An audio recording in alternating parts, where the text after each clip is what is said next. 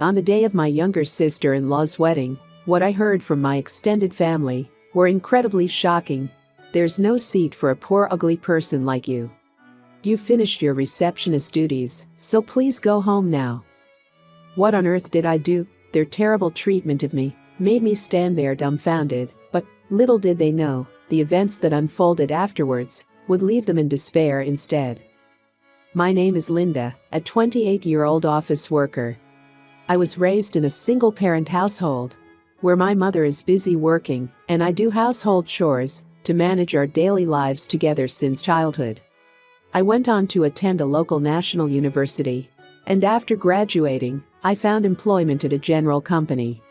Even after starting my job, I continued to live with my mother, supporting each other until I got married. My husband, Mark, is a tall and handsome man, graduated from a prestigious private university. We met through work, and after his persistent pursuit, we got married. His sincerity and kindness have remained unchanged even after marriage. He is a husband I am proud of, and I don't deserve someone like him. Our married life with my husband is going smoothly, but I am troubled by one thing, which is the relationship with my in-laws. Everyone in my husband's family is good-looking, which secretly makes me feel insecure. We come from completely different backgrounds when it comes to eyelids. My family has naturally single eyelid, but my husband's family has beautifully double eyelids. It seems like my mother-in-law and sister-in-law have an excessive confidence in their appearance, or perhaps they revel in a sense of superiority, as they never miss an opportunity to belittle my looks whenever we meet. This is a story from the early days of our marriage. "Your sister-in-law is really ugly, isn't she?" And yeah, I wonder why Mark decided to marry a woman with such an unattractive face. It's enough. Thankfully, my father-in-law tries to intervene and stop them to some extent. But my mother-in-law and sister-in-law, who clearly have a complete disdain for me, continue with their verbal abuse. What's with the act? Even my father secretly looks down on this woman. You should say it too. Someone as ugly as you is not suitable for Mark. While being glared at by my mother-in-law and sister-in-law, my father-in-law remains silent. Unable to tolerate their verbal abuse any longer, my husband finally exploded. "Enough is enough. Stop belittling Linda all the time. You don't have the right to speak ill of the person I chose." When my husband shouted like that, my mother-in-law and sister-in-law fell silent, but with dissatisfied expressions. Perhaps sensing their lack of remorse, my husband, without hiding his frustration, said, "Let's go, Linda. I can't take it anymore." My husband said that and took my hand, leading me away from the uncomfortable in-laws' house. After that exchange, we decided to minimize our interactions with the in-laws as much as possible. We moved to an area farthest from their place, where we could still conveniently commute to work. Thanks to that, after the move, we no longer received summons from the in-laws or had them visiting us. Even now, it seems that my husband receives frequent communication, but he seems to ignore everything except for important matters. After cutting off contact with my in-laws and leading a peaceful life, one day my husband received a message from my sister-in-law. It seemed that she is getting married and wanted us to attend the wedding. Strangely enough, it wasn't just my husband who was requested to attend. They also asked for me to be present. Despite the fact that my sister-in-law dislikes me so much, I wonder what could have prompted this change of heart. "Linda, are you okay? You don't have to attend if it's too much for you, you know?" "Yeah, it's a special celebration, I'll attend." I had a slight feeling of unease, but I felt like if I declined, something would be said. So, I decided to participate in my sister-in-law's wedding. And on the day of the wedding, when we arrived at the venue, my husband was immediately guided to the family waiting room. I tried to follow my husband, but I was stopped by my mother-in-law outside the waiting room. "Wait a moment. You will be in charge of the reception." "Huh?" I was suddenly taken aback by being separated from my husband. And my mother-in-law continued speaking. "I hope you understand, but if you try to pocket the wedding gift, I won't tolerate it." My mother-in-law, with those words, arrogantly made her point. While I was still trying to process what she said, feeling dumbfounded, she walked away from the scene. On the day itself, I became irritated by the sudden order, but my mother-in-law, whom I should have argued with, had already left. Leaving me with no opportunity to say anything, I reluctantly followed her instructions. As I finished the reception and was about to enter the venue, my mother-in-law appeared again. She stopped me from entering the venue and, without offering any words of encouragement, said something even more unbelievable than before. "Wait a moment. Please don't enter the venue." "How, what do you mean?" "I was supposed to be invited to my sister-in-law's wedding. So what does she mean by telling me not to enter the venue?" I couldn't understand my mother-in-law's words and asked for an explanation. However, her response was incredibly cruel. "I meant it literally. I invited you just to handle the reception. I won't let someone like you participate in my daughter's wedding. Now that your job is done, just go home. There's no place here for an ugly and poor person like you." Wah! With a snort and mocking laughter, my mother-in-law turned on her heels. I was left stunned by her cruel treatment and couldn't move from the spot for a while. I later learned from my husband that he was busy greeting relatives at that time. When he finished the greetings and noticed my absence, he had a bad feeling and checked the seating chart. He quickly realized that my seat was missing and hurried back to the family waiting room to confront my mother-in-law. "What's going on? Why isn't Linda's seat here? Didn't you all insist on inviting her?" My husband shouted angrily, expressing his frustration. According to him, my mother-in-law and sister-in-law responded, with faces that seemed to consider it obvious. "We're not going to let someone like her attend Emily's special wedding. We didn't prepare a seat for a poor, ugly woman from a single-parent household from the beginning. We are ashamed to let such an ugly woman meet everyone as a wife of her brother. So, we just let her serve as a receptionist and go home. You don't want to attend with such a person, do you?" Without any remorse, the women grinned and laughed. It seemed that the husband was at a loss for words. Did Dad know about this? My husband snapped at my father-in-law, regaining his composure. My father-in-law, in a flustered manner, replied, "Well, it would spoil the festive atmosphere, wouldn't it?" My father-in-law awkwardly made excuses. In other words, it meant that he had knowingly ignored the intentions of my mother-in-law and sister-in-law.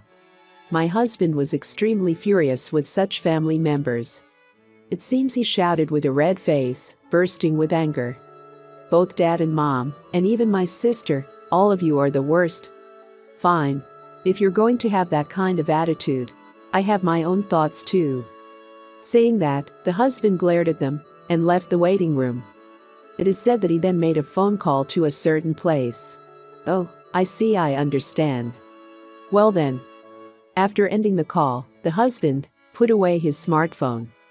At that moment, my mother-in-law, with an exasperated expression, came to bring him back. "Mark, stop saying foolish things and come back to the venue quickly. The ceremony is about to start." My mother-in-law doesn't change her attitude that it's only natural for her not to allow me to attend.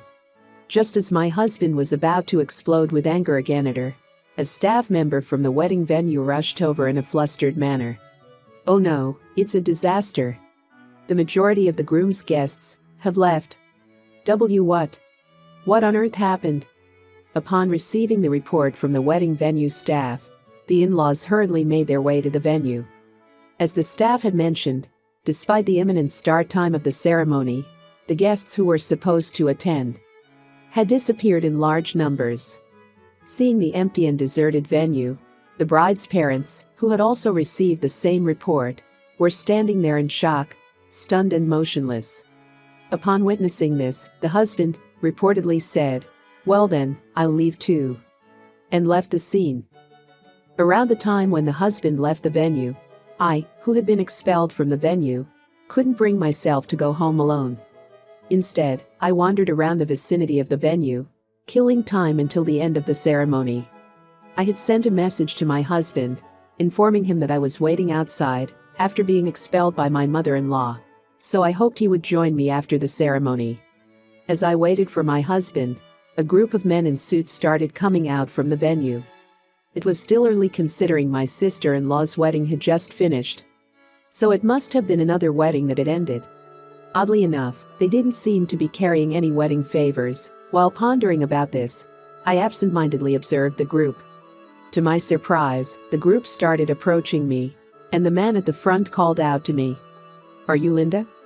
We are always grateful for your mother's kindness." Huh? By the man, who bowed and said that, and the people behind him, I was bewildered. The man in front of me seems to know me, but I didn't recognize the person. So I was at a loss for how to respond when someone I didn't remember bowed to me. My husband came out from the venue. "Ah, there you are. Linda, sorry for making you wait." "And Mark? Wait, why isn't it time for the ceremony to end yet?" "N.A. Ah, yeah, I left without participating in the ceremony." When I was bewildered and asked him, my husband said it with a smile, appearing somewhat refreshed. His demeanor only added to my confusion. "Huh? You're not participating in the ceremony, why? And, as family, is it okay for you not to participate?" "Linda, calm down. I'll explain everything." As my husband explained the story, I was surprised. First, the man who had bowed to me earlier was the groom's boss. Furthermore, the groom was an employee at the company my grandfather runs, and his boss happened to be my mother's subordinate. My maternal grandfather runs a company, and my mother also works there as an executive. While it is true that I grew up in a single-parent household, my mother, being an executive, earned a high income. Therefore, we did not have a particularly impoverished family environment. My role was to support my busy mother, who held the position of a company executive, by taking care of household tasks. The derogatory comments from my mother-in-law and sister-in-law, labeling me as a poor person, stemmed from their own assumptions that being in a single-parent household meant being impoverished. It turns out that they were simply projecting their own beliefs onto me. By the way, my husband was well aware of our family situation, and he himself had interactions with my grandfather's company due to his own work. It seems that he was already acquainted with the groom prior to this because of their previous encounters. The person my husband called when he left the family waiting room was indeed this groom's boss. My husband apparently told the groom's boss about the terrible treatment I received, where despite my in-laws inviting me to the wedding. Upon hearing that, the groom's boss became indignant and said that he didn't want to celebrate a couple who would treat someone in such a manner. He then left the venue with his subordinates. While I was receiving such an explanation from my husband, he received a call from my mother-in-law on his phone. Unable to completely ignore the persistent phone calls, my husband reluctantly answered the phone with a pained expression on his face. Then, we could hear the voice of my panicked mother-in-law.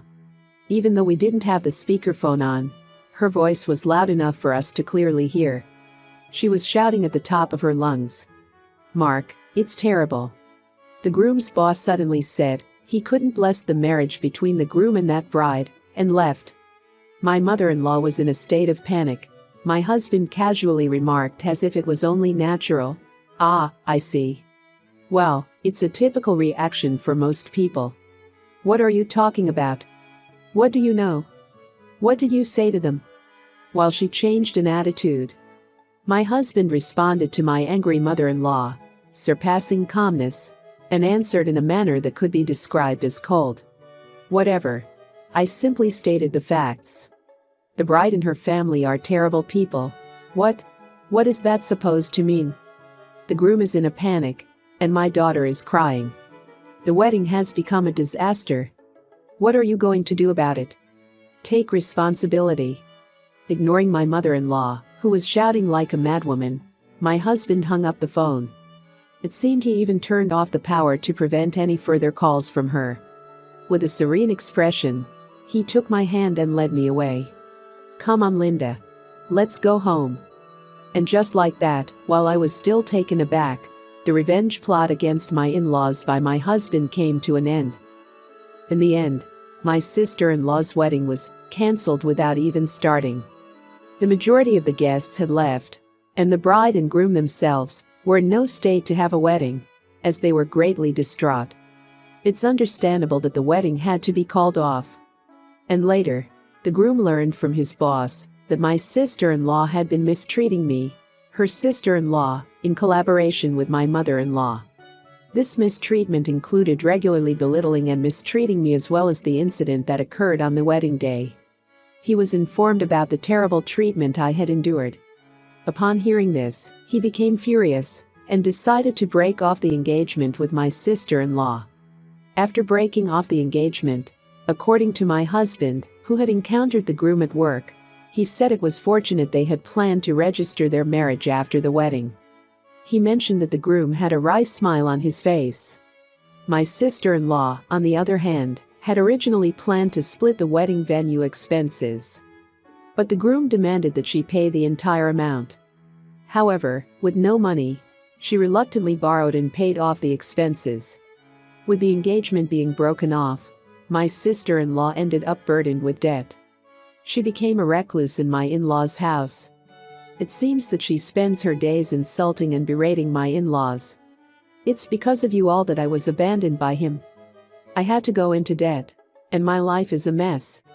How could you do this to me? Please calm down. Shut up, you damn old hag, according to my husband, who went to see the state of my in-laws. My mother-in-law had become worn out from being constantly insulted by my sister-in-law every day. Due to stress, and had severe skin problems. Both of them had lost any trace of their once proud beauty. The wedding venue that was supposed to hold their wedding had suffered from spreading rumors and a significant decrease in customers to the point of near bankruptcy. The wedding venue was not at fault, so I feel sorry for them. According to my husband, his phone received daily messages from my in-laws, seeking help and asking for a resolution to the situation. However, my husband chose to ignore and continue disregarding their pleas for assistance. My husband chose not to respond or address their messages, and he continued to ignore them.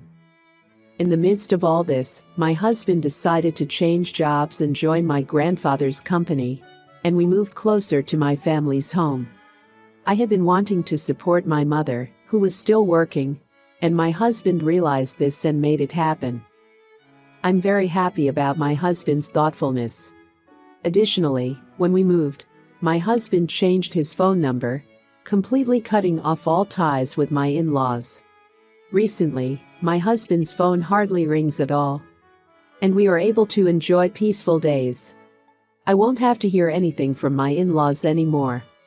From now on, my husband and I can focus on enjoying a happy life together.